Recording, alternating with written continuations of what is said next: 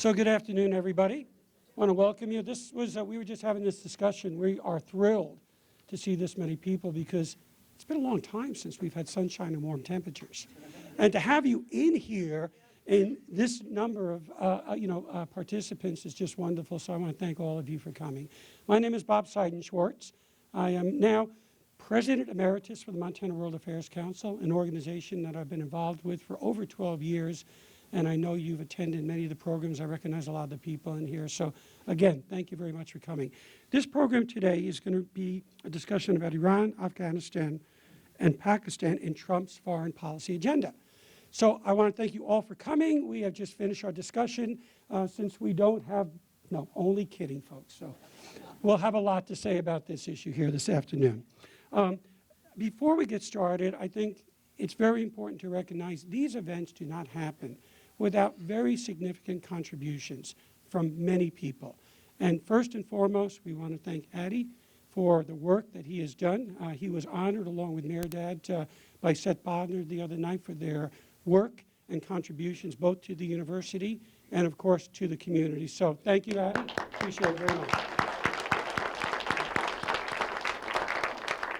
You know, I recognize a fair amount of you in terms of programs that you've come to and participated in.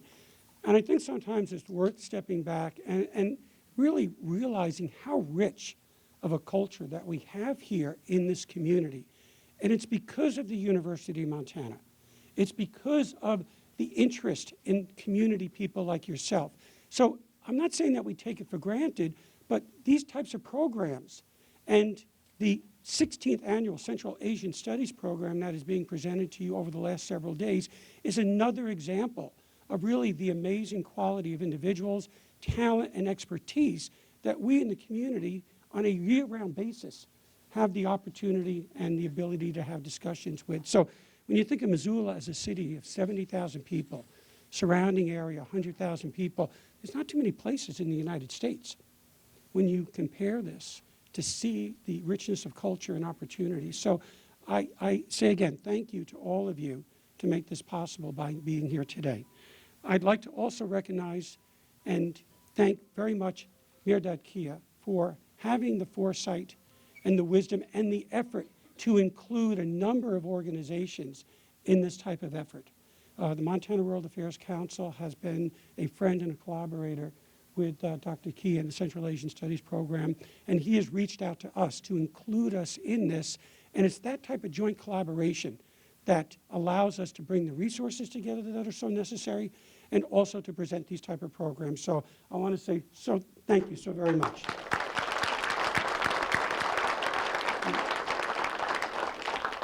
So thank you to Dr. Kia, Southwest Asian Studies Program, Montana World Affairs Council, also the Department of History, and we have as a representative from that department, Dr. Michael Mayer, who is here today, an expert on U.S. history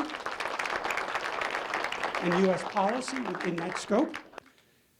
Also like to recognize the Critical Language School and the Defense Critical Language School, which is associated with the Mansfield Center, and the expertise that Owen Sears will be bringing to this discussion today as well.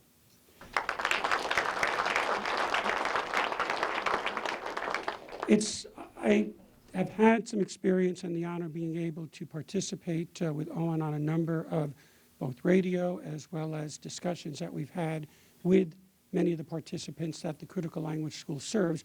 I don't think many of you probably realize this is one of only a handful of schools that provides this function in the United States, which means that we have military personnel that come here to Missoula, and in many cases, they're doing this through live video conferencing, and they're focusing on critical languages which are necessary for the training and implementation of people in our defense forces. So we have people from a number of different countries right here in our community that many of you may not be aware of, representing countries like Pakistan, Afghanistan, Iran, speaking Farsi. So it's another enrichment of what our community is about, and Owen is a critical part of helping that continue to grow and expand. I also want to say finally thank you to the Southwest Asian Studies Program. Without that, this event is not possible here today. We've already recognized Mehrdad for the work and the contributions that are made. And then finally, without you being here in this audience. We would just be having discussion amongst each other. And that would be enjoyable, but it doesn't serve the purpose of the sharing and dissemination of very important information. So I'd like you all to give yourselves a round of applause, because without you, we do not exist. So thank you very much. So I would like now to get started, because that's what you are here for. We have ourselves an hour and a half. We will have presentations by the panelists and discussion, and then we will open this up to questions to you, the audience. So I'd like to first introduce Professor Michael Mayer, who is going to give us an overview. When we think about these foreign policy issues, sometimes, or maybe we do, maybe we don't, but what I've learned is often we don't think about what the infrastructure is like from administration to administration. Is there consistency? Does each new administration bring in its own people, its own brand, establish its own identity? Well, we know they do. But is there something about U.S. policy that historically has a degree of consistency? And now, Michael, I'd like you to please join us and present some of that insight and expertise. Wherever you're comfortable.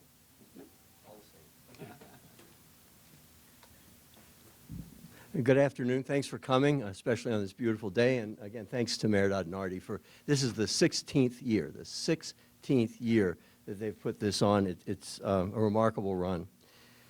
I thought I'd start in a couple of different places. You know, historians always talk about questions of change and continuity. And of course, every era is an era of change and of continuity.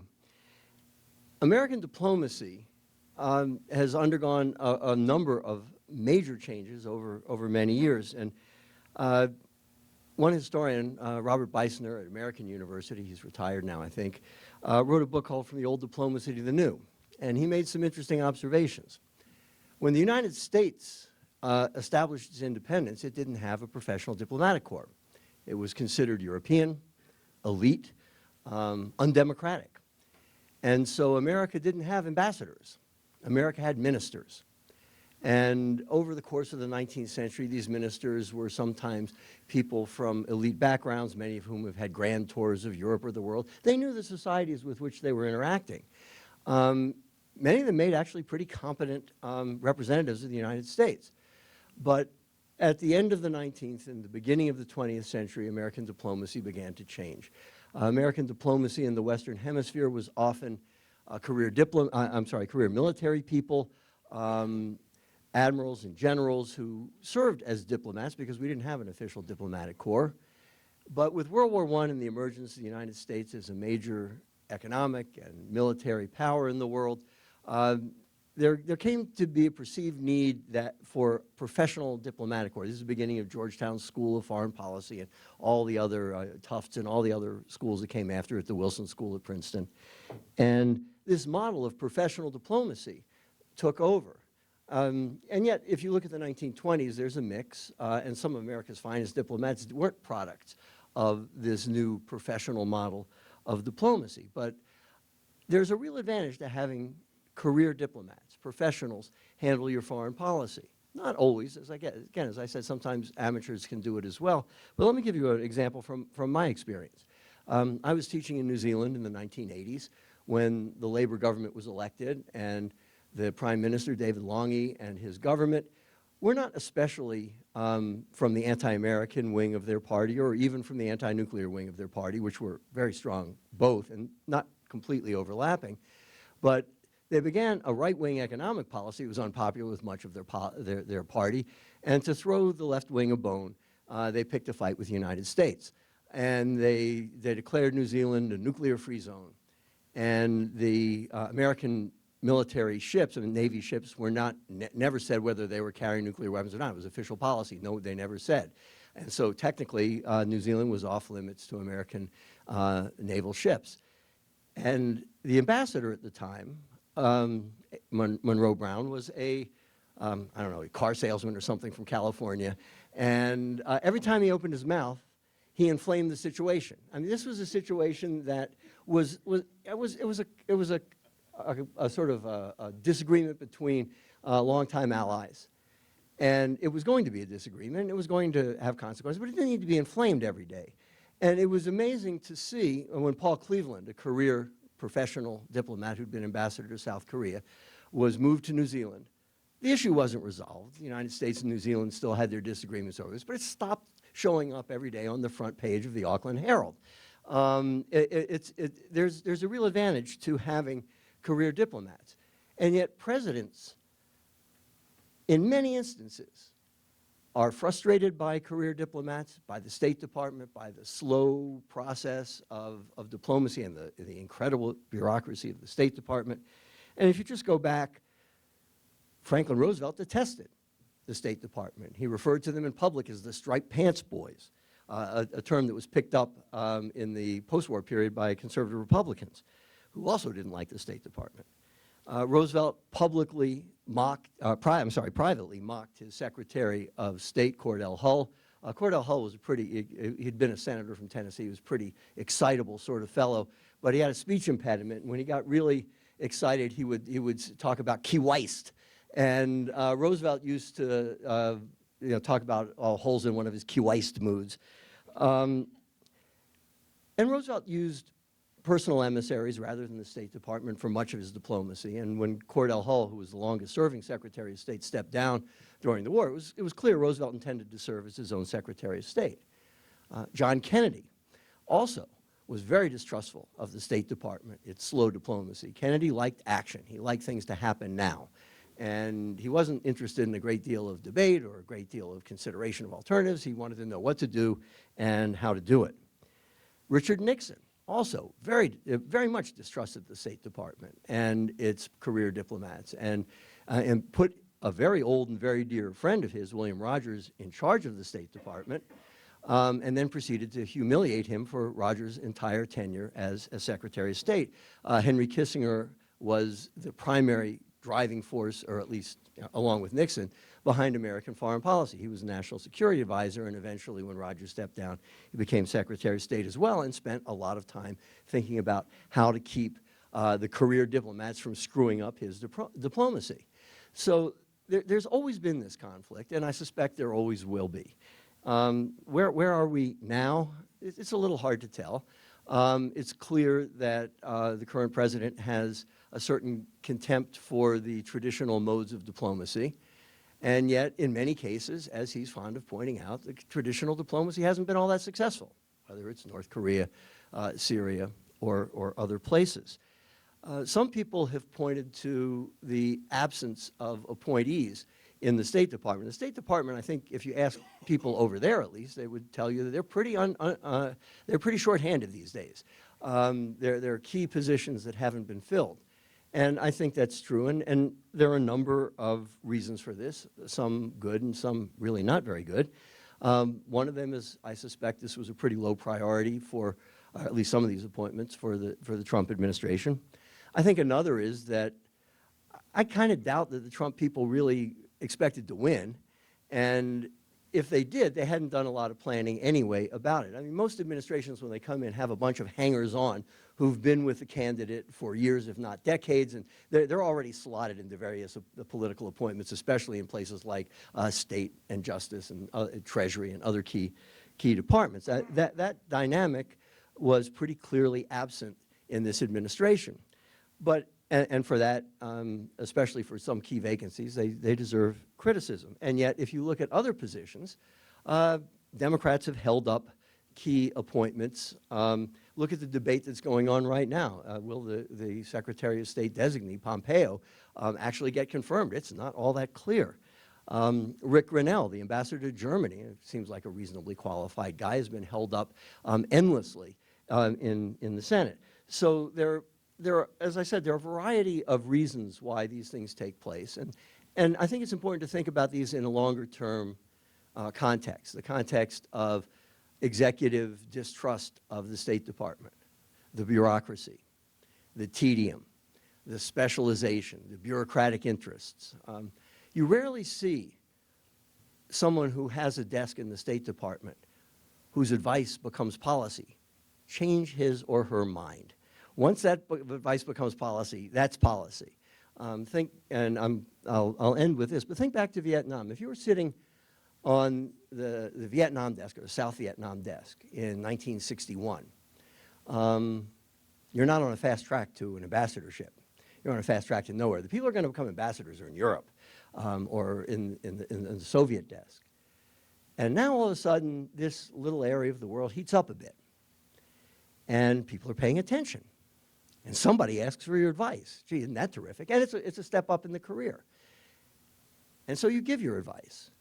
And they begin to devote more attention to this region of the world. And they put people into this, and they're under you, and you're moving up the bureaucratic chart. And things aren't working out as well as they might in Vietnam.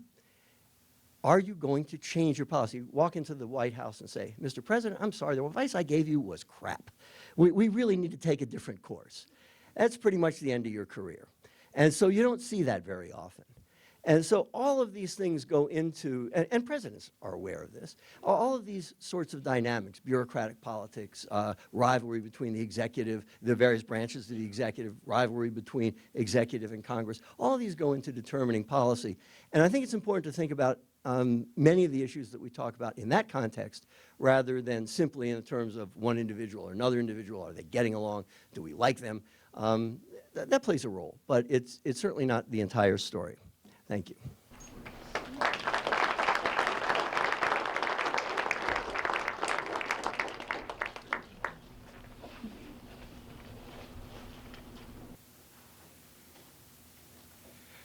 Well, thank you very much again for everyone to show up on this beautiful day. You know, I was kind of thinking twice myself, you know, man, it's really nice.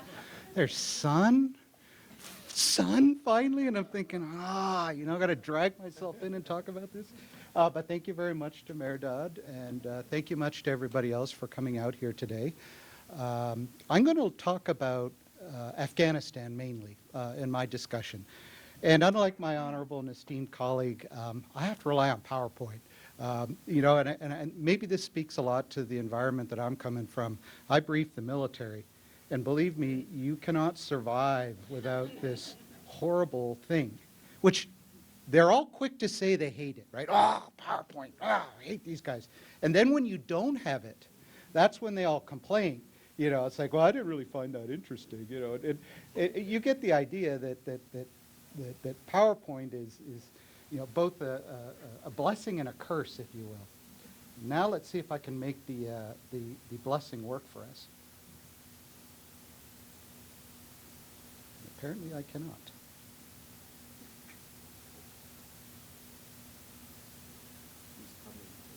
Okay, hold on a minute. Maybe.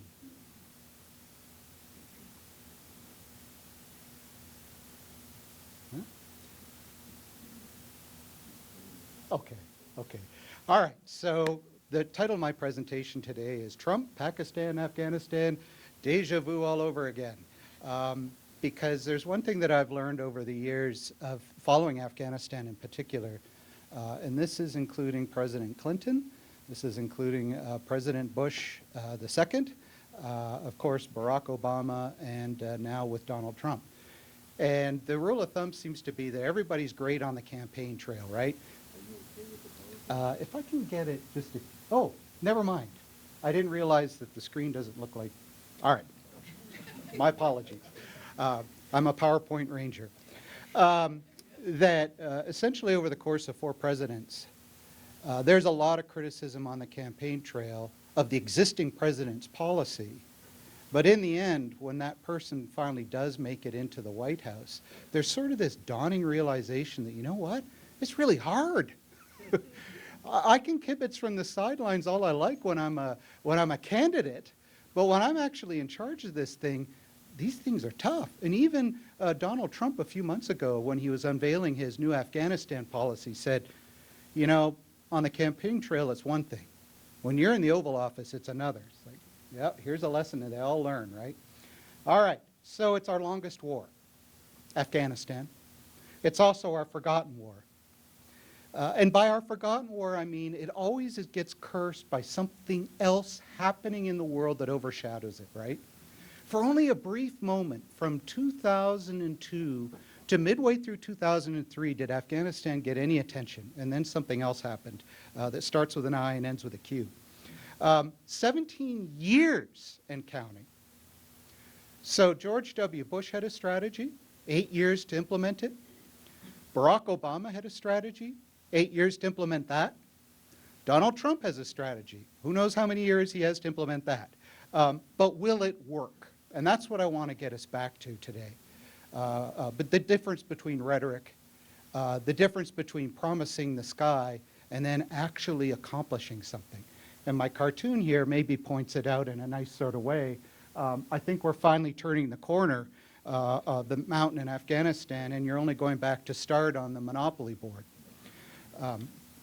So, a quick recap. How easy is it to forget, right? When 9/11 happened, I had fewer gray hairs in my head. My oldest was 9 months old. She is now a junior in high school. All right? Now, maybe to some of you that's not that long, right? But I mean, 17 years. This puts the Vietnam War far in the shadows for lengthy campaigning. Remember that we invaded Afghanistan, just to bear it in mind again in case it doesn't need to be reiterated over and over, because what?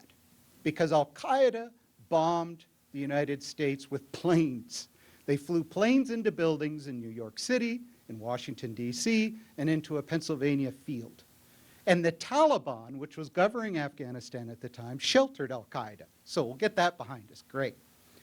The speed of the Taliban collapse kind of led to hubris, didn't it? Remember, I mean, I don't know, maybe you do or maybe you don't, but in the early months after 9/11, all the predictions, the Afghans are tough. You can't beat them. These guys are tough. You know, when you think the war's over, it really isn't over. But then what happened? All of a sudden, the Taliban government collapsed. We had all these cities in Afghanistan fall to guys on horses relying on bombs falling from planes. And we kind of got into this hubristic mood that we can do it there, we can do it anywhere, right? So we moved on to other things, the I and the Q. Afghanistan was neglected and ignored. Look, even the U.S. military admits in Iraq we do what we must, in Afghanistan we do what we can, right? You know, whatever gets left over after the fact. And this idea of being neglected and ignored, by the way, are recurring themes, as you know. The Taliban rebounded. Everybody thought they were on the ropes. No one was paying a whole lot of attention to the Taliban. And I know that might seem counterintuitive now, but at the time, what happened to them? They collapsed. They vanished, right? Some American generals said, we bombed them, bombed the crap out of them, they're all dead. 2008, new U.S. president. And remember, candidate Obama said this is the right war. And somehow Iraq becomes the wrong war by definition. I mean, candidate Obama made it clear that Iraq was on sufferance. We surged. Remember the surge? The second surge, not the Bush surge, the Obama surge, to 100,000 troops in Afghanistan. That's right, 100K in Afghanistan. And then on 1 May 2011, or 2 May, depending on what time zone you were in, Osama bin Laden was killed. And it was as if all the wind got taken out of the sails of whatever we were doing in Afghanistan. And I saw this professionally. The interest in the Pentagon in learning Afghan languages just, it was almost as if it's done, it's over. We don't need Pashto experts anymore. We don't need people who can speak Dari. We downsized our commitment by 90,000, okay? And officially we were even out of the conflict. In 2014, the president said, the end of the hostilities, we're done with that. We're in a training and advisory role, which, believe me, is the bane of the existence of every person who gets deployed there. Training and advisory, what? There's a lot of bullets flying around here. Afghanistan's forgotten again. ISIS becomes the flavor of the moment, right? Remember 2014, oh my goodness, a major Iraqi city falls. 60,000 Iraqi soldiers whom we had spent an exorbitant amount of money and time just melted into the air in front of 2,000 guys driving in pickup trucks. And we got dragged back into that thing that starts with an I and ends with a Q. The gift that keeps on giving, Iraq. Gotta love that one. And fortunately, we're not going to talk about that today. Afghanistan slid backwards. Rigged elections don't help, right? I mean, here we are. We have American soldiers, sailors, Marines dying in this place, and these elections get rigged, and these are election crises. And somehow we're not able to do anything about it. The Taliban rebounded, gained more districts. I think at last count, The government controls 17% of the districts in Afghanistan. 17% completely. 38% some control, whatever that means, right? Maybe by day they poke their heads out of their cantonments, hi, and then at night they're hiding and bunkered down. Then ISIS arrived. Oh yes, ISIS is in Afghanistan. Those poor people, they can never escape the worst that the Middle East has to offer, right? Osama bin Laden, Al-Qaeda, and now it's ISIS. Suicide bombing spiked. Meanwhile, in Pakistan, and I'm not going to talk too much about Pakistan today for want of time, but let's just say it's plus ça change there as well. The army eased out the civilian prime minister. Oh, I don't know, some corrupt charge. The Supreme Court of Pakistan says he's out, you know, can't run it again. And if you follow Pakistan even for 10 minutes, you know that this is same old, same old. The 2016 US election, we had a candidate who said, Afghanistan's a waste. It's not in our national interest to even be there. Let's get out. All right? Pakistan is our enemy. Then we had him as president, maybe unexpected to him as well, a 6-month strategy review. Now, before we jump all over President Trump for a 6-month strategy review, remember how long it took Barack Obama to finally get on his feet and decide what he was going to do? Like his predecessor. And it's easy to kibitz from the sidelines, as the president himself admitted, and he unveils his new strategy nonetheless. So, I can guarantee you that when those advisors sat down, well, what are we going to do about Afghanistan? As my colleague admitted, right, you know, they're all kind of lumped together. No one really knew this guy was going to win. And now they have to come up with a policy. And it's got to be different from the predecessor. What do you do in Afghanistan? What are our goals? And so you have this big confab. Everybody gets together. They argue and shout and scream and rant, leak to the press. And in the end, you come up with the same goals as your predecessors had. Defeat al-Qaeda. Well, that's the easy part, because that's what everybody, yeah, no kidding, right? At Taliban, well, the verb changes. Neutralize or weaken, you know, take a pick, right? Happy or glad. But how? The al-Qaeda mothership has always been in Pakistan, our ally, major non-NATO U.S. ally. The most active elements of this group are in Yemen, of all places. The more active threat is ISIS, and the Taliban leadership is in Pakistan. So what do you do? Well, hunt down, destroy al-Qaeda, like I said, nothing new here. I think, you know, intuitively we understand that. It's the Taliban part that gets complicated. So now this is the policy. We're going to force them to the negotiating table, right? Like every insurgency, right? You can't beat them in the field. You can never beat them. But we'll force them to negotiate. And we'll do it with a modest troop surge.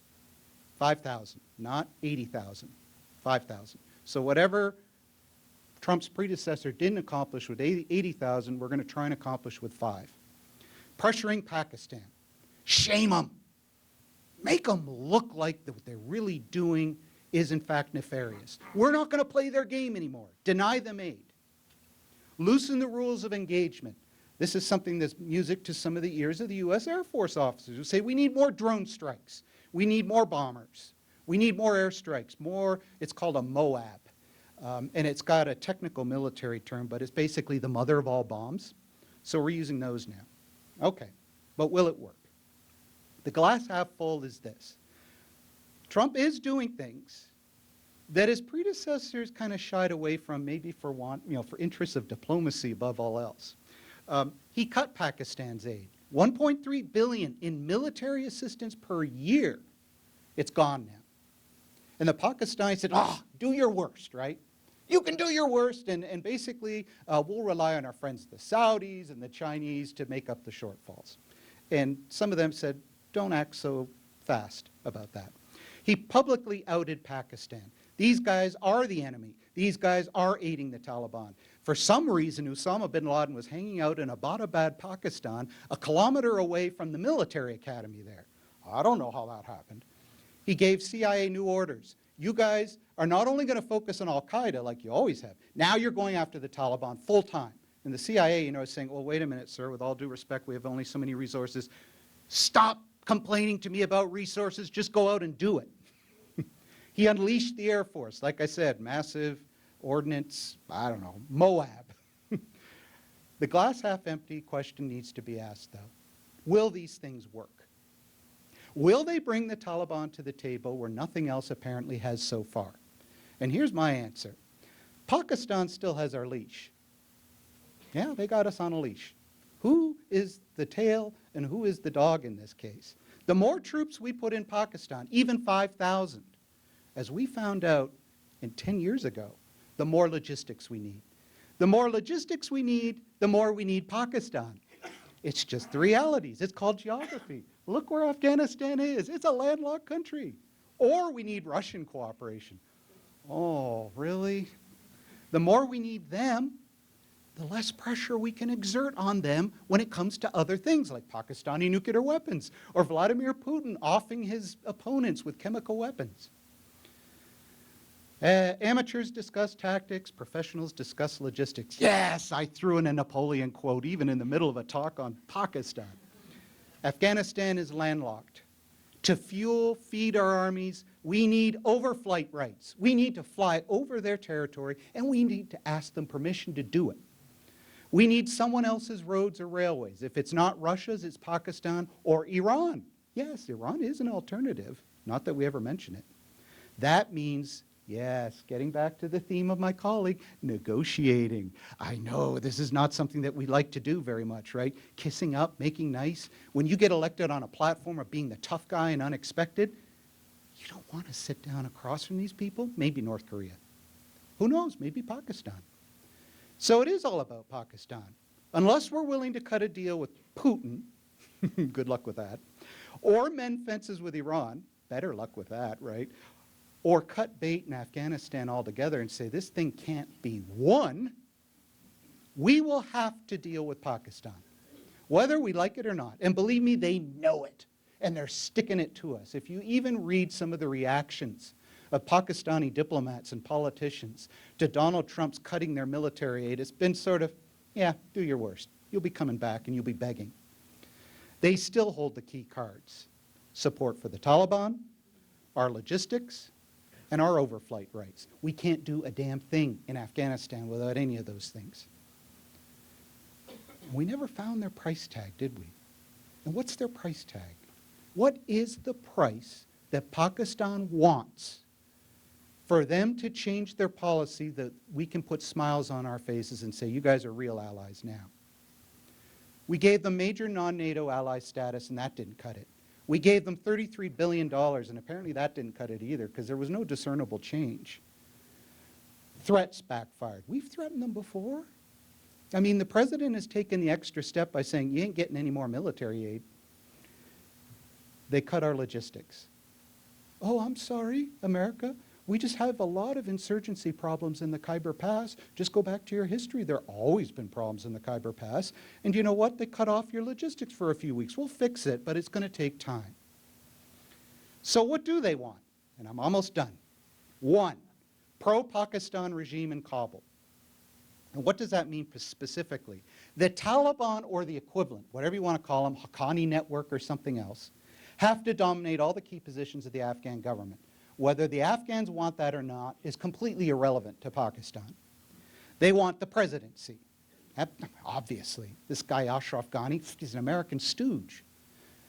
The defense ministry, the armed forces chief, the intelligence chief, and the interior ministry, basically all the power ministries, right? We'll throw the opposition, the foreign ministry, because who the hell cares, right? They got that attitude too. The U.S. must continue or increase military aid. Yes, not only that, but we still have to continue to pay up. As one analyst put it, Christine Fair at Georgetown University, she said it's like abused wife syndrome with Pakistan. And that may be an unfortunate comparison, but there's something to be said for it. The U.S. must pressure India on Kashmir. Well, that's a whole other ball of wax, right?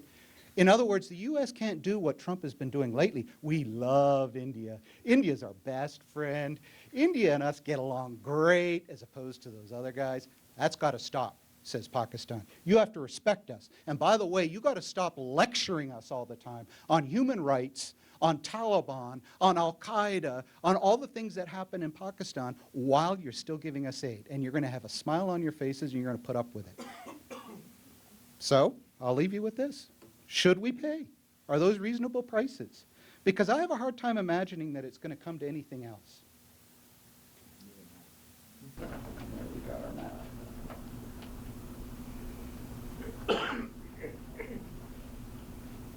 While we're waiting, while we're waiting for this, then Dr. Kia will make some comments, and then I've got several questions for the panel here, and then we will open it up to questions with the audience. So I will sound terrible because I've been talking since 7:30. Some of you in the Mali class are sick and tired of this voice already. If you have a gun, you can shoot me, and that would be a good excuse to leave. Enough of this voice, enough. So with apologies for this rugged voice. Let me start with a famous story the Afghans always share with you. So an American arrives in an office in Kabul, and he has an Afghan assistant, right? And the Afghan says, welcome, how are you? Great. And he says, I have a list for you of people I want to interview because I'm writing a book on Afghanistan. And the Afghan guy looks at the list. There are about 500 people in the list. He said, great, so in the next several weeks, we will interview all of them, but I need a little bit of time, so on and so forth, to get all of these people lined up in an interview for you. He said, no, I want to interview them all today. This is 500 some people in a list. How can we interview them today? So, well, I was told that you can do it for me. So all I expect to see is starting in half an hour, we start interviewing until late tonight, and I'll be able to done. And he says, why? What is such a hurry? He said, I'm leaving tomorrow. So you leave tomorrow? I said, yes.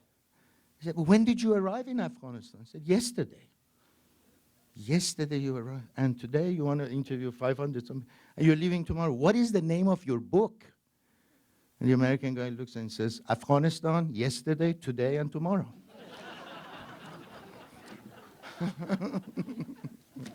So that tells you a little bit, tells you about how the Afghans look at the American impatience.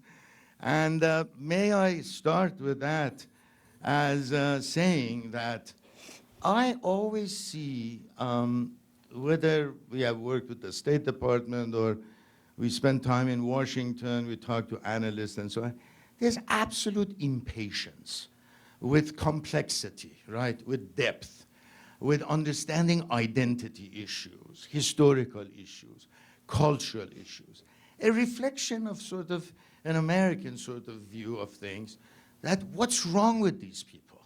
You know, if we have a society, a civilian sort of, a civilian constitution of some sort, where everybody will be equal before the law, they've got a job, they put 3/4 in a machine and they get a can of Coke and they get Apple computers and Microsoft attached to it, you should be happy.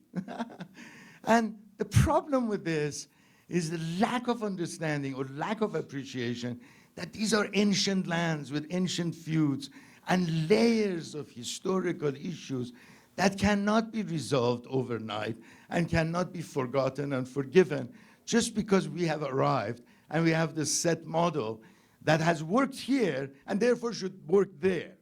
That's a bit of self-projecting the world, right? And of course, what I would start with is South Asia and the Middle East and North Africa is the worst places where you actually try to impose a Western model, a European model, an American model, and expect it to work in 24 hours. Afghanistan yesterday, today, and tomorrow, and it's all over. In order to understand the complexities of this issue, we have to be able to study these societies. That's why a bunch of people in this room have written articles about the importance of humanities in our curriculum, right? Languages, cultures, history, civilizations, politics, and so on and so forth. Without that as part of our university curriculum, we're going to get people who think that they can go to a country and then learn about its history, its geography, its culture, its multi-layered, complex politics after they have invaded the country. You know, few days after United States Armed Forces invaded Iraq, there was a conversation in the White House, and they were talking about Shiites, Sunnis, Kurds, and somebody very high up, I will not name him, you know, very instrumental in the invasion of Iraq, said, who the hell are the Shiites? Oh my God! Right? Coca-Cola, Pepsi-Cola, you know, who are the Shiites, right? And this is the problem, I think, you know, in a way, not understanding that you are entering societies with very complex history and culture. And in order to understand and prepare yourself, you have to educate yourself. Knowledge is power. And without it, you get stuck in it. And in the case of Afghanistan, as my friend Owen has already mentioned, it's a graveyard of empires. A lot of people have gone there thinking that with superior army and military, this imaginary mythological character, Alexander the Great, you know, he goes supposedly in 12, 13 years, he conquers half of the civilized world, and he has to put his tail between his two legs and escape from Afghanistan. So if you read just a little bit of that history, you should ask yourself, how did this guy not manage to hold Afghanistan? And then it continues, Turks, Mongols, British, and then the Russians, the Soviet Red Army goes there, you know, the superpower, two superpowers, one United States and the other one Soviet Union. And 10 years later, after 13,000 officers and soldiers killed, what did the Soviet Red Army do? Exactly what Alexander and the British had done. They put their tails between their two legs and escaped. You know why? Because it was always the underestimation that these people are backward, they're mountain people, it's a rugged country, they are uneducated, right? They are not civilized the way we are, they don't have the technology. And this kind of superiority complex, right, toward the so-called backward society made them underestimate the power of the people on the ground to resist and make the experience hellish for you, right? And when you don't understand their languages, when you don't understand their cultures and histories, this is what happens to you. You cannot even communicate with them. So I really applaud what Owen and Don Loringer and everybody else is doing, right? Though it's after, you know, in some ways, after invading Afghanistan, but at least we are teaching Persian, we are teaching Pashto, we are teaching the languages and cultures of this region, and I hope this will be the sort of the policy that we will pursue. But there is another issue here, if I may jump very quickly to the second issue. We have never appreciated how artificial this map is.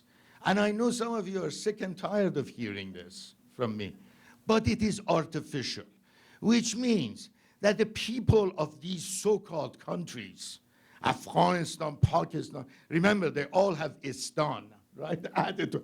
By that you know they are artificial. It's a suffix in Persian of land of. Kazakhstan, land of Kazakhs. Uzbekistan, land of Uzbeks.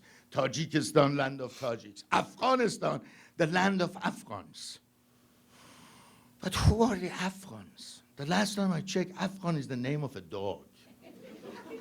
It has no ethnic, linguistic, cultural affiliation attached to it, right? I have never in my life, academic life, private life, I have never met somebody from Afghanistan who has told me I'm an Afghan. Never. They say I am from Afghanistan, a territory, but they have never told me I'm an Afghan. It doesn't have any meaning. The land of Afghans. Who are the Afghans? Such a thing does not exist. And then I'm Pakistani. Yeah, legally on a passport. Pak, Persian word for pure, the land of the pure. Right? Who is the pure one? Such a people, Pak people do not exist, the land of the Paks, right? But if you look at Pakistan, if some of you guys have a piece of paper and a pen. Let's do this exercise. Put the first Punjab, right? P-A-N-J-A-B. And let's go down then. Afghania, not Afghanistan, Afghania, northwestern frontier of today's Pakistan. A-F-G-H-A-N-I. Right? Kashmir, K-A-S-H-M-I-R. Right? Northern Pakistan. Then Iran, I-R-A-N. I will explain to you what this happened. Then right underneath Sindh, S-I-N-D. Right? And then put Baluchistan, B-A-L-U-C-H-I-S-T-A-N. Now read the first letters of each word I have told you. What do you read? It reads Pakistan, Punjab, Afghania, Kashmir, Iran, Sindh, Baluchistan, with on in the end. You know how the word was created? It was created in a dorm room in England. An Indian student was making a list of provinces in India and neighboring countries where the Muslims were the majority and the Hindus were not the majority. Punjab, P. A, Afghania.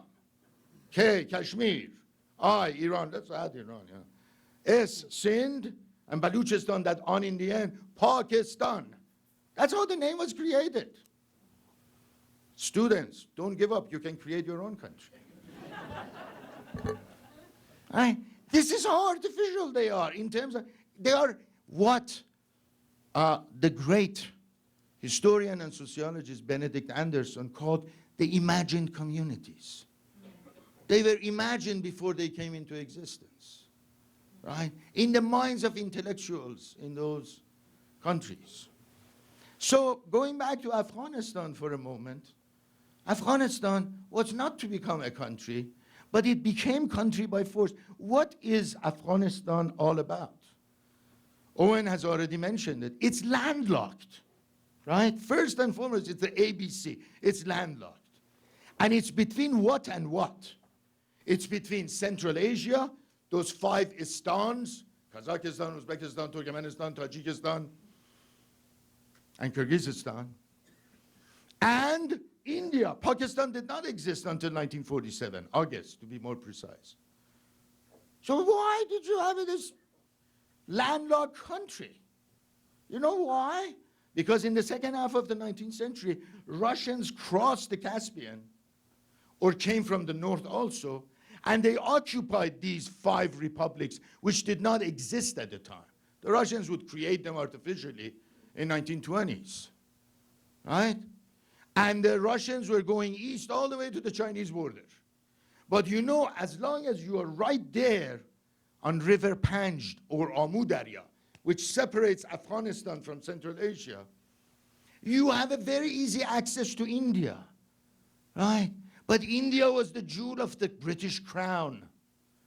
It was the most profitable colony on the British Empire's map. So Afghanistan was created as a buffer between the Russian Empire in the north and the British Empire in India. It would have never come into existence on its own.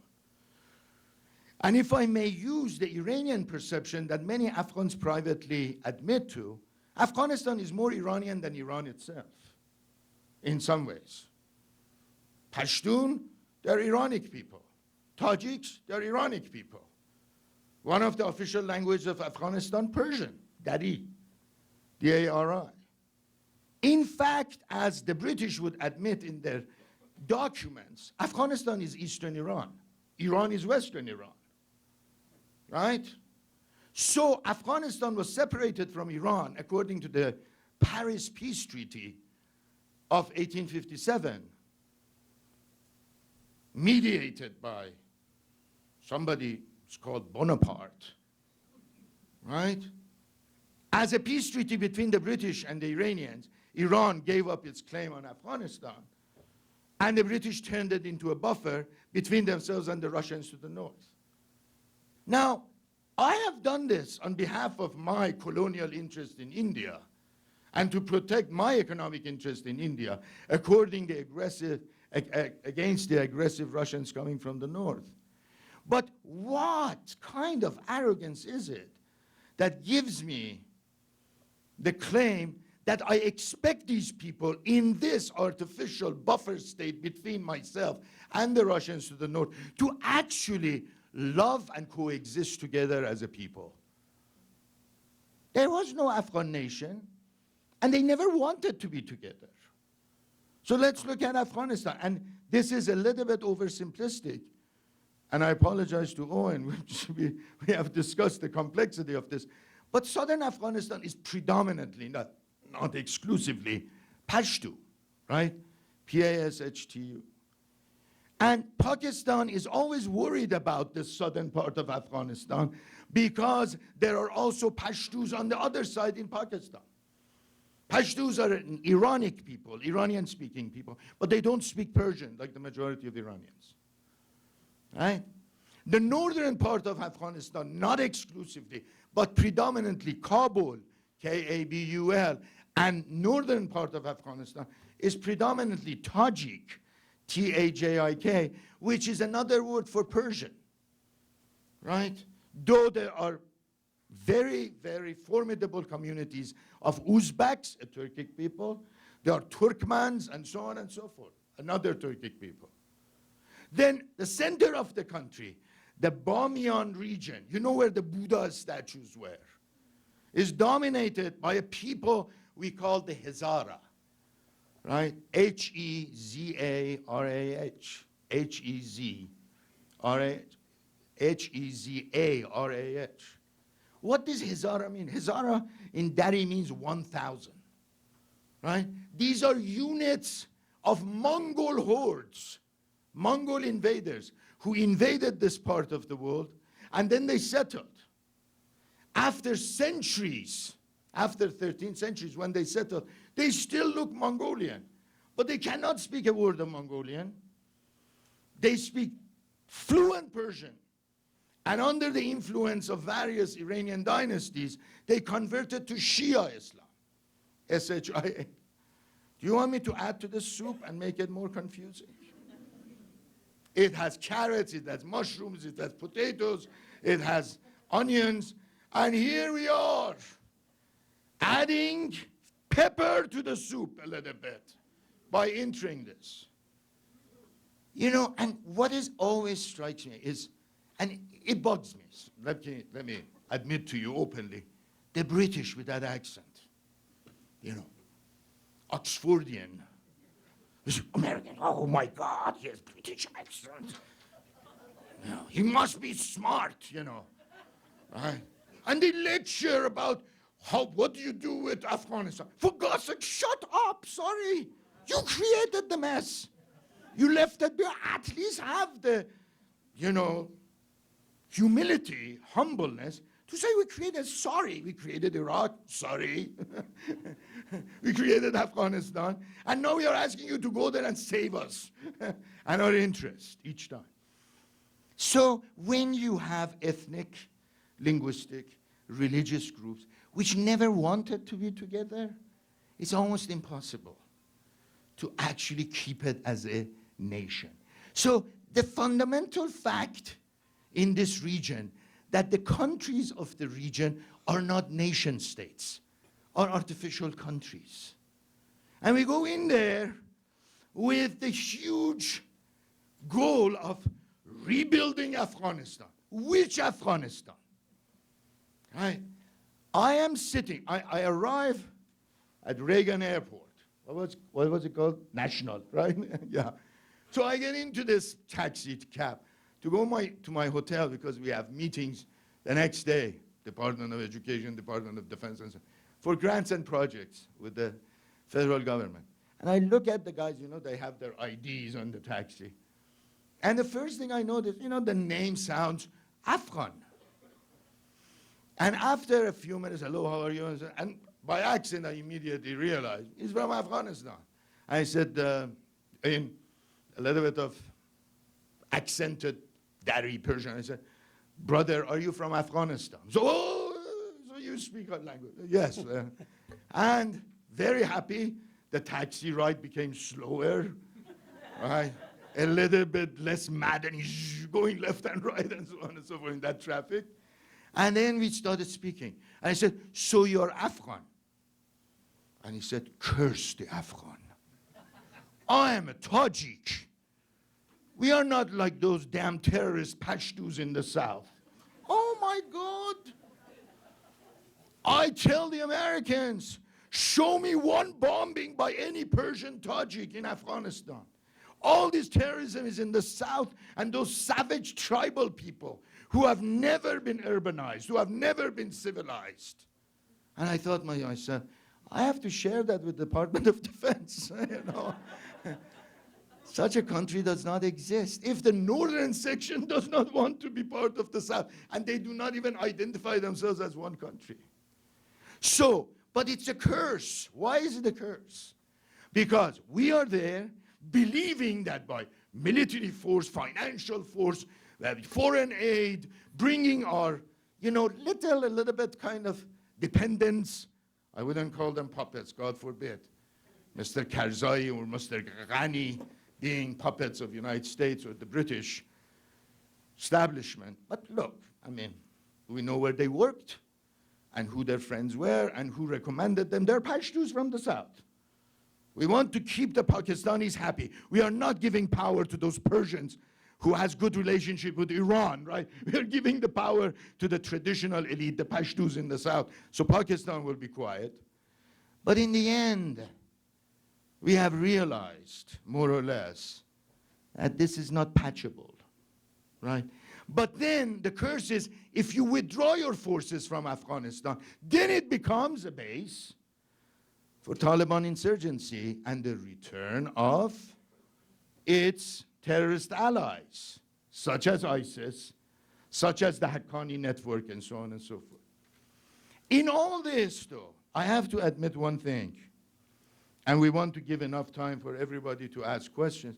I want to also agree with Owen as my third factor, that this all, to me, is not only structurally unmanageable, right? Unless you want to stay for the next 30, 40 years just to rebuild the entire infrastructure, to re-educate the people of Afghanistan, to bring the status of women as equal citizens of the country. But you have to deal with Pakistan. It's the Pakistani hand which has kept Afghanistan in turbulence and anarchy. I agree with those analysts who say, no, Iran has a finger in there too. Of course they do. They have allies. They have the Hazara, you know, the Shia Mongol Persian speakers.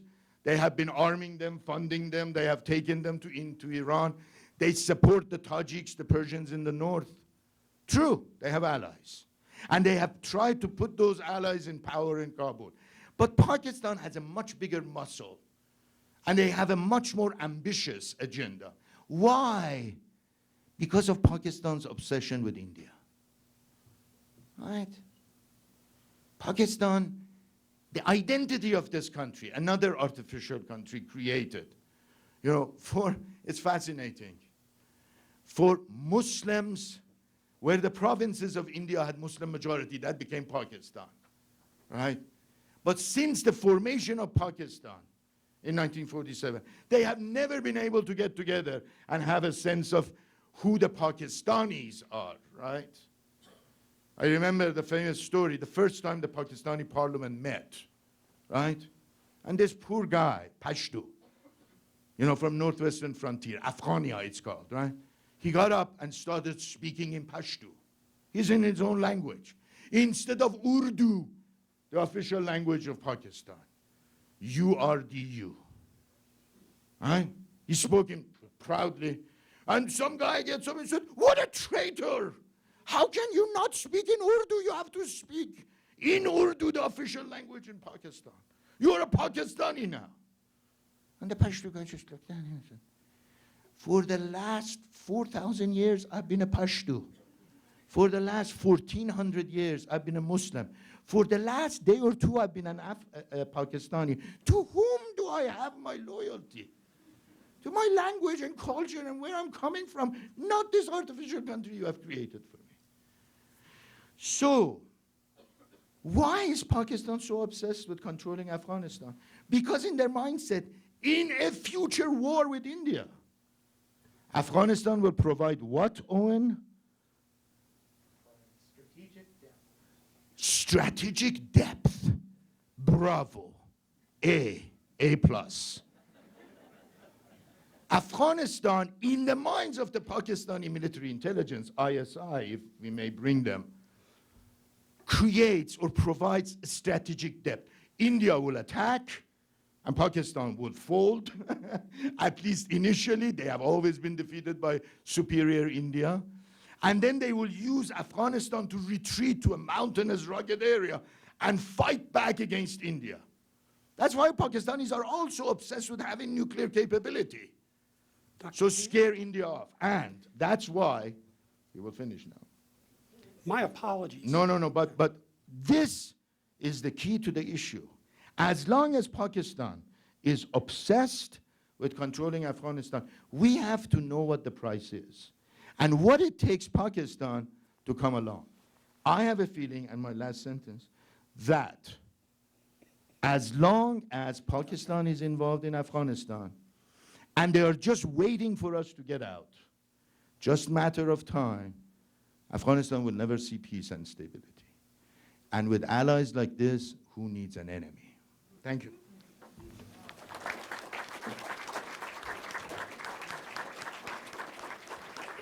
Please accept my apologies. I just had to. In fact, is this a 2 or 3 credit course? And who do I make the check payable to, please? For University of Montana. So actually, brilliant on all 3 of your parts, the passion, the insight. What I want to do too, because I heard the word several times, and the word was price. We're paying what price? What has the cost been, Owen, over the last decade or 2 decades in terms of the U.S. involvement in the region that Dr. Key just beautifully laid out for us? The price is, I mean, let's put it crudely, okay? In terms of, let's put it crudely. The price in terms of human casualties in the U.S. forces side is several thousand, all right? Now, that's a crude way of putting it because there have also been a lot of Afghans killed, and no one ever bothers to count those numbers. What bothers me about some of the recent statements being made by the U.S. general officer in charge in Afghanistan, General Nicholson, is that we seem to have gotten back into the body bag counting thing. Well, we killed at least 350 Afghan insurgents last week in Achin district, and oh my goodness, you know, this is bringing back bad memories. Do we really want to go down that field? If you want to put it in terms of cost, no one seems to exactly know. $1 trillion? I heard 800 billion. I mean, all of this begins to sound meaningless after a while, but it is your and my taxpayer dollars, right? And where is it exactly going? Is it lining the pockets of Mr. Karzai and his friends? Is it going into an army that can't stand on its feet? Again, the costs in terms of economy, in terms of human misery, to me don't add up to what we're getting out of 17 years of war in Afghanistan. So which leads me to a question for Michael and Owen again is, that's going on your credit card as the American taxpayer. And my understanding is it's not part of the budget necessarily. This has been an off-budget item which is accruing interest and continuing to grow. That makes sense maybe in a low interest rate environment, but as interest rates start going up, what do you pay when rates go higher on your debt? More interest. So something to keep in mind, and that goes to a question I'll ask Michael and Owen, which is, from a strategic standpoint, I get this question all the time, why are we there? What's our purposefulness? Remembering the conversation is about the Trump administration's foreign policy agenda in this region. So from your best assessment, what do you see that foreign policy to be? And what maybe, if at all, they're learning from past experiences that could be applied to what that policy is going forward? So Michael and Owen, I invite both of you, please address that question, or questions. The first thing is, in the U.S. Department of Defense annual budget, The biggest line item on the acquisition side is the F-35. Okay, fine, whatever you want to talk about stealth fighters. The second largest line item in the defense budget is aid to the Afghan National Army.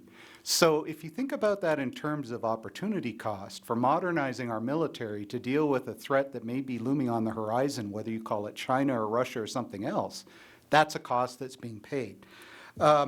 As far as past experience is concerned, one thing that struck me about the Trump administration is the number of generals, of course, who are in the administration in civilian jobs. But more importantly, how many of those generals have Afghan experience? General McMaster, until he was ousted recently, was one of these people who was committed and determined to get Afghanistan right. And in his mind, getting Afghanistan right meant you had to put more pressure on Pakistan. So you do get some of this depth of experience, which the president doesn't have. I'm not necessarily sure it's a good thing, though, that we militarize our foreign policy to such an extent that you have generals making foreign policy. Michael, please. Yeah, well, a couple of just thoughts. I don't have any answers for that, but yeah, I think if you talk to a lot of policymakers, the objective would be to deny Afghanistan to, and then what are you denying Afghanistan to? Some people would say terror, some people would say Al-Qaeda, some people would say ISIS. The idea is that we're there to deny the bases, the territory to somebody or something. And I think there is something to be said for that. I'm not quite as worried about the military advising. In fact, often the military advisors are much more cautious, particularly about committing military force, than some of the civilians. That was true. Certainly under Kennedy, it was true under Nixon. It was true under Reagan. Look at the debates between defense and state under Reagan. It's defense that's more cautious in using military power. Nobody knows better than military leaders the cost of war, and nobody is more familiar. And therefore, in many cases, much more reluctant to incur those costs. So I think there are a lot of cliches, but if you about military leaders, we all seen how many have seen Dr. Strangelove? Everybody. Yeah, there you go. Not as many as I thought. Not as quite the but most. You know, to make the military leaders the yahoos. Look at the debates over the first Gulf War, over Vietnam. It's the military that's much more cautious. It's often when we elect junior officers from World War II that we see an anxious application of military force, or people who've had no experience in the military whatsoever. And I think it's important to realize that. I think that the loss of somebody who's cautious is not necessarily a good thing. And so. Again, I don't have any answers to this, but I think there are two different ways of looking at the question you asked. One is strategic, and the other is tactical. And I think one of the problems is that we tend to look at much more in tactical terms than in strategic terms. You know, what do we gain now by this, rather than what are the long-term objectives we have, and how does this serve that? Meredith, do you have anything? No. We've got. I'm keeping track of the time. I'm going to open this up to questions, but I want to tell you something back here that I listened to in the very beginning. And as you listen to Meredith's very impassioned and insightful complexity of this region, I go back to what you said earlier, Michael, in terms of, do we have the personnel that actually is in place? You mentioned the State Department. It's a pain in everybody's keister. But yet, do we have the personnel that really understands this region, the differences, the language, the culture, the alliances, the history there? Because they've got to be that forerunner. I remember a story, I believe it was the first Gulf War. I don't know how many people in the military actually spoke the language when they went into Iraq. Did they have an understanding of that? The response was, we don't have many people that speak Arabic. We can bomb them to tomorrow, but nobody knew about the history and the culture on the ground. So tie this together a little bit in terms of the question that I just addressed. Any of our panelists, please. I'm taking a break. And it's always a problem, and one of the problems is that who thought Afghanistan was going to be news until? In fact, there's, some of you may know that the Anaconda Copper Company owned most of the newspapers in Montana for much of the end of the 19th and into the early 20th century. And they used to have a policy, they cover the rest of the world rather than what was going. There'd be a mine disaster in Butte, nobody wanted to cover that, but they'd cover something going to sort of distract. You know what that was called? Afghanistanism. Because what could be more removed and more, who cared about Afghanistan?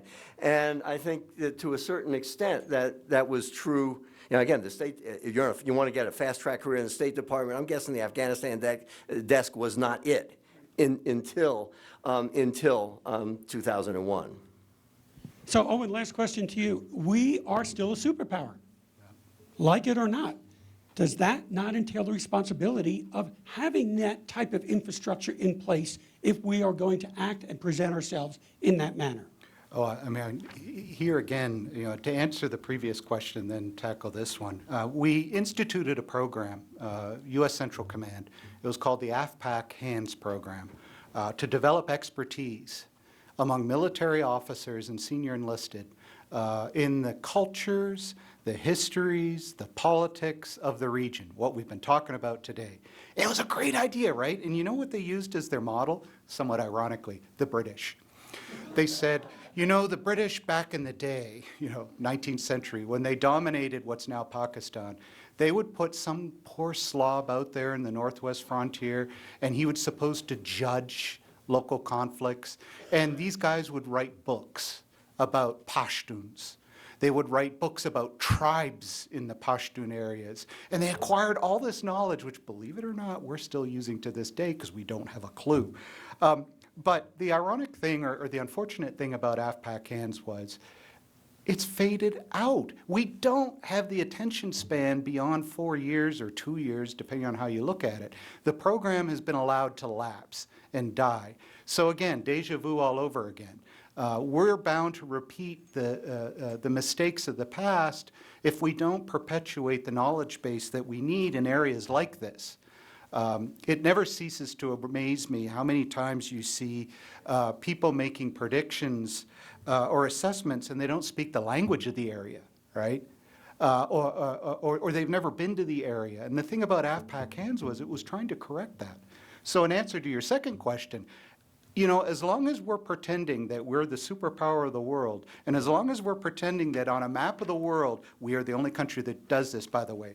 Pacific Command looks after China, Japan, Korea, the Philippines, and Central Command looks after the Middle East, EUCOM looks after Russia. As long as we have those pretensions, right, of managing the world somehow, in some way, we're going to need this expertise whether we want to admit it or not, and we need to put the resources in it. And I can guarantee you that one F-35 could pay for a whole hell of a lot of language and culture training, if not here, then somewhere else, and it would pay more dividends. I want to give a round of applause to our panelists here. We'll open it up to questions. So, Bob, just a comment on, I can finally speak. The comment on what Owen just said. So, resources, if I may be brazen enough to actually suggest this, resources to have an educated military and an educated bureaucracy in Washington should not start after an invasion. It should start at elementary school, right? And builds itself up to grade school, high school. This is the reason why you teach languages and cultures and histories and civilizations. And we are, of course, across the nation, we are gutting humanities, right? Who wants humanities? And then we are wondering, why are we so ignorant about the rest of the world? And Japanese are teaching 2-3 languages to their business majors because they know to do business and to win. You have to understand the cultures, civilizations, and languages of the countries and societies with which you interact. This level of ignorance will result to this kind of disaster. 0 plus 0 is equal to 0. You're not going to get a better result. Educating your population and the citizenry should be a fundamental commitment of every state, the federal government, and so on and so forth. But the other thing, it's the paradigm with which we work. The paradigm with which we work is state actors versus state actors, right? We are dealing with Germany, a government with a chancellor, France, the president, the prime minister, England, and so on and so forth. You are dealing with a region where the state actors are falling apart, melting down. Non-state actors are changing history and transforming societies on the ground. Taliban is a non-state actor, but it's as formidable as the Afghan government, right? ISIS is a non-state actor, but it's wreaking havoc in Iraq and Syria. And we do not have a strategy and cohesive understanding of what you do with non-state actors. This is fundamentally important. And then the third issue that we haven't even touched upon, we go there with billions of dollars. Here's, USAID and other, arms of the United States government pouring billions of dollars, water systems, dams, and so on. And our paradigm is still top down. We start giving money to these governments. You know what the majority of people of Afghanistan think about their government? They think they're rapists, they're thieves, they're criminals. When agents and officials of the government of Afghanistan enter a village, the villagers hide their wives and sisters and daughters. That's the relationship between the state and the society. And where do you think that money, those billions of dollars from Washington goes? By the time it gets to the village, there are only a few hundred thousands left. They are landing in the bank accounts of the Karzai brothers, who are all millionaires now. You have to have a bottom-up strategy, right? Where you start at the village level, where you start with women who are thirsty and hungry for being educated and empowering themselves and running their families in absence of their husbands or fathers and brothers. We don't have a strategy. And if you watch all this media thing, they keep us busy and happy with Stormy Daniels, instead of getting to the bottom of why our strategy is failing so miserably. This is where we have to look at it. So, thank you very much, Dr. Kia. Can I ask and indulge you to please maybe stay another 15 minutes, because I know you have questions starting right here. Looking at this map, these boundaries are, of course, artificial. The problem with raising that as a problem is that it suggests that there are national boundaries in the world that aren't artificial. I mean, it was Napoleon imposed Parisian French on the country. I mean, the local language is still Germanic in the north, and Iran, of course, has its ethnic minorities, the Kurds, the Baluchis, some Armenians. That these boundaries are artificial is no more of a problem there than it is anywhere else in the world. With respect to Afghanistan, it seems like, as you all know, Pakistan's putting a lot of effort into destabilizing Afghanistan, and the U.S. and its allies are putting a lot of effort into maintaining the territorial integrity of Afghanistan, and that really ought to be Pakistan's problem, because, as you've noted, they have all of their own ethnic minorities. Pakistan can't afford to have Afghanistan disintegrate, and the U.S. can. And so, moving on to from here, I agree with you. A bottom-up strategy is everybody, including the military, recognizes. It's not fundamentally a military problem. As they say, this isn't something we can kill our way out of. So, it's fundamentally a development problem. So, it shouldn't be as you noted, it shouldn't be the military driving strategy in Afghanistan, and the territorial integrity of Afghanistan is much more Pakistan's problem than ours. And why is it that other people don't see this? Am I the only one that thinks that? Owen, can I ask you to address that question, please? Or questions? So the question comes down to the territorial integrity of Afghanistan, and we're essentially spending a lot of money and killing a lot of people, to be blunt, to maintain that territorial integrity. Remember the nation-state system. All right, I know I'm sounding, oh God, not academics. But look at the map of Africa. The nation-state system was created by the West. And whether we like it or not, you, I, Afghans, anybody, we inherited this thing. And we've got to try and make this thing work, because when it comes down to it, how would you redraw that map? All right? I mean, how would you redraw that map in a way that, like you said, everybody would be more or less happy? And I don't think there's any solution that would make everybody entirely happy. Now, some of these countries, yeah, I think there's a lot to be said for artificial identities and things. But because we are the United States and we still pretend that we're the protectors of the world order, that means we're protecting that. Those lines on that map, those free trade agreements that we don't like anymore, the United Nations, the international system. And so there has to be a change in thinking in this country about our responsibilities toward the world if we're willing to say, all right, let the Pacs have Afghanistan. It's their problem anyway. Because let's war game this out.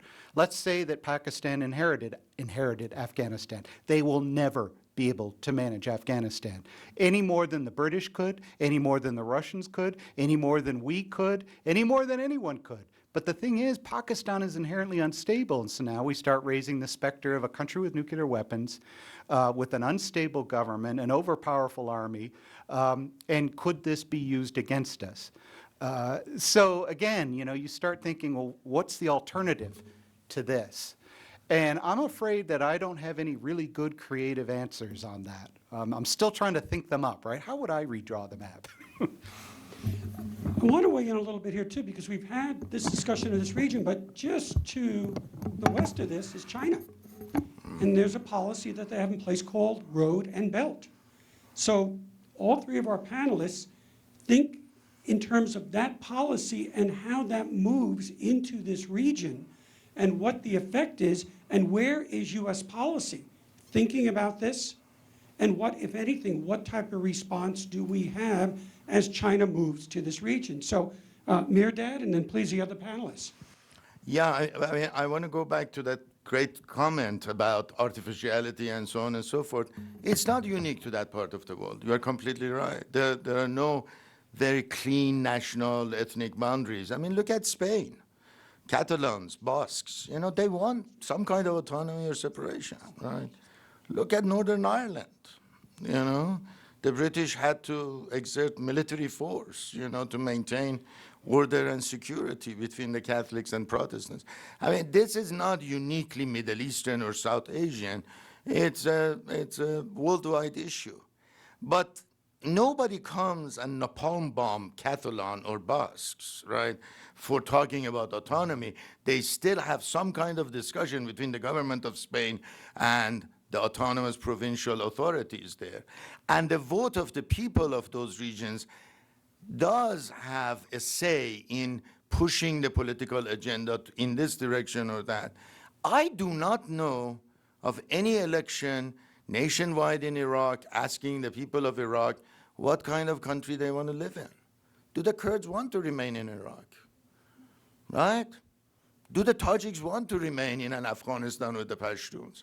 While I agree with my friend Owen that, yeah, redefining might become even more destabilizing, but for God's sakes, if you're talking about democracy, and we are not condescending others to say, democracy is just good for us, not for them, the principle of democracy is to ask the people living in a country whether they want to stay in that country. And if we are not applying those same principles, we are still dealing with a colonial mentality that they cannot handle this. There will be civil war and so on and so forth. Let people determine their own history and let people decide how they want to live.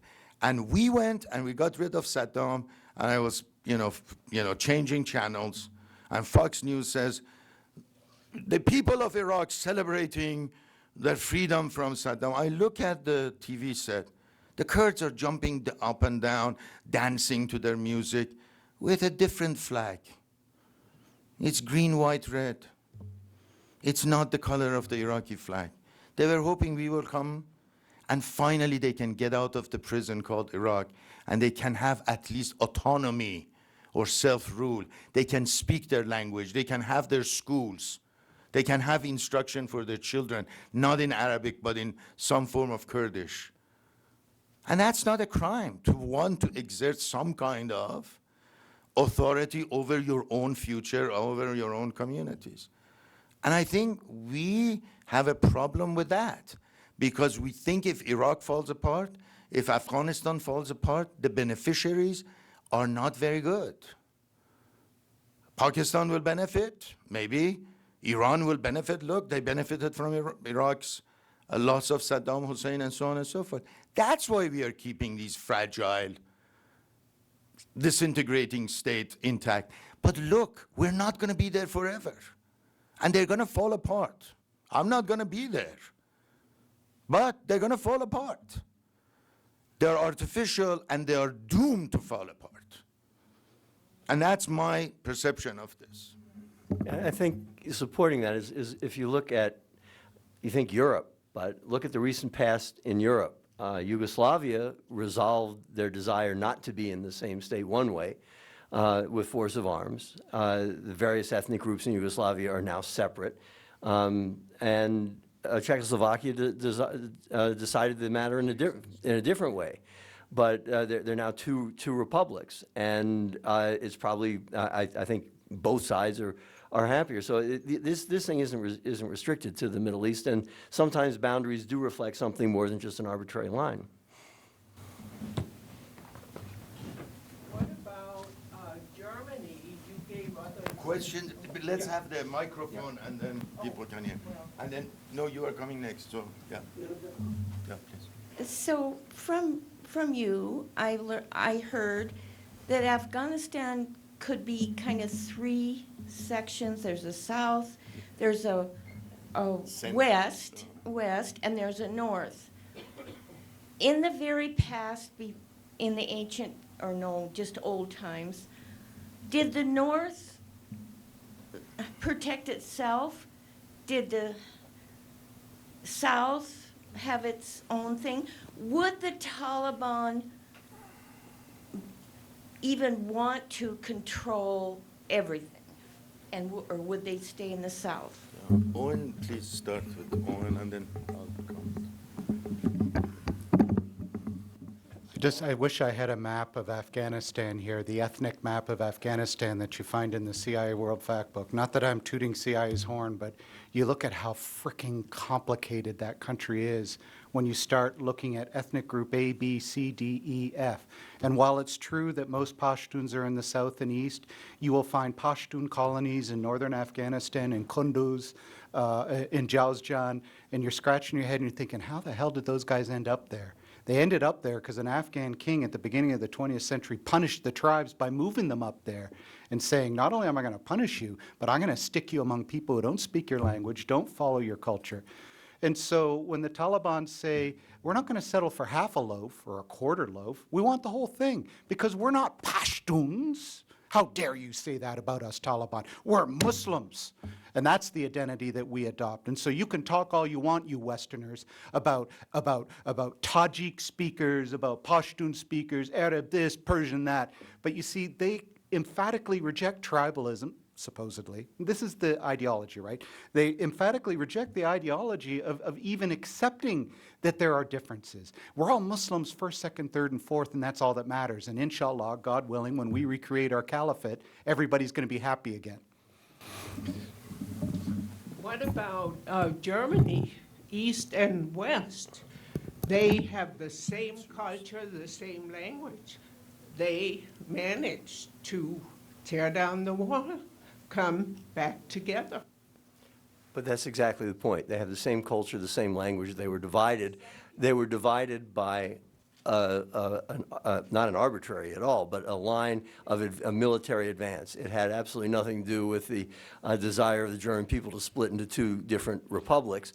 It simply was, you know, the Americans went to the Elbe and the Soviets came from the east. And that created an artificial division. That's a lot easier to put back together.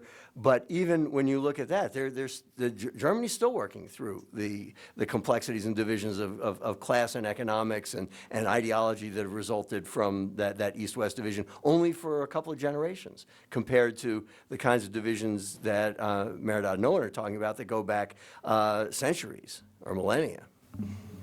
I apologize. I know we have several more questions. I'm going to give the last question to Michel, but I think I can say our panel will also stay around afterwards for those of you that still have some questions or would like to engage in conversation. Two quick questions for especially Mehrdad and Mike. Beautiful panel. Anyway, Mike, could you speak about the relation in the between the nation state and foreign matters? You spoke about the diplomatic corps. I mean, in the last 2 centuries, especially the last century, there's another dimension, intelligence service, which is the other side of the coin, sometimes obscene, but yeah, it puts the diplomatic corps and the State Department in a very strange situation. So could you speak about that? So, and then Mehrdad, could you speak about, if I remember correctly, there was in Afghanistan an institution which tried, if I remember, to unify the countries, the monarchy. Could you speak about that? Why did, I think there was a coup happened, a leftist communist coup against, but what was the role of the monarchy in keeping, like the British monarchy, you know, trying to keep the different ethnicity together? That's a good question, Michel, because intelligence is always a part of diplomacy, and everybody's always had spies, but formalized intelligence agencies in the United States are new. Going into World War II, the United States had really never had a formal intelligence agency. There'd been, it's not to say there weren't spies, it's not to say they didn't use Pinkerton during the Civil War, and so on, but the United States had never had a formal intelligence agency until the OSS, Office of Strategic Services, in World War II. And it wasn't until 1947 that became a formalized part of American government with the establishment of the CIA, the National Defense Act.